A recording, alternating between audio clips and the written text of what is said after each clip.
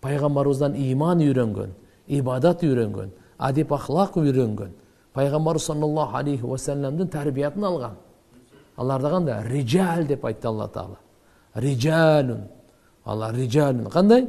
Ла тулхихим тижаратун ва ла бай'ун ан зикрилlah. Аларды эркек деп айтты. Чыныгы эркектер ошолор экен сахабалар. Эркектер дейт. Эрлер дейт, жөнелерчи. Эр жигиттер экен алар. Аларды соода сатыгы дагы, тижараты дагы Алланын зикиринен бейхабар кыла алган жок да.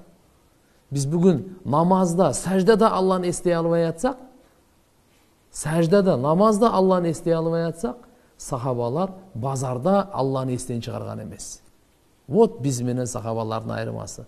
Себеп алар Алланы көп эстеп, көп Алла Таалага шүгүр кылып, ушундай кылып жашашкан да. Сизге бир суроо. Эркектерге цепочка тагынса болобу дейт.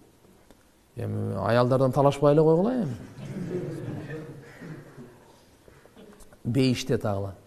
Бейиште субханалла пайгамбар саллаллаху алейхи ва саллям айтканда эркектерге билерик тагылат экен. Цепочка эмес, билерик.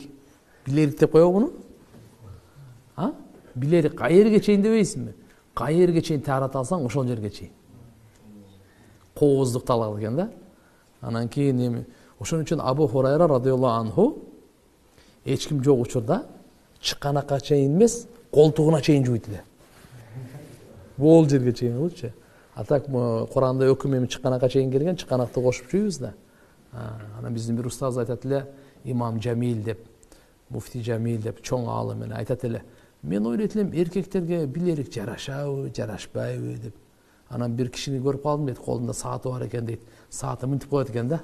Анан карасам жарашат экен дейт. Билерикте да жарашкыдайды. А так цепочка мындай болбойт эркектерге.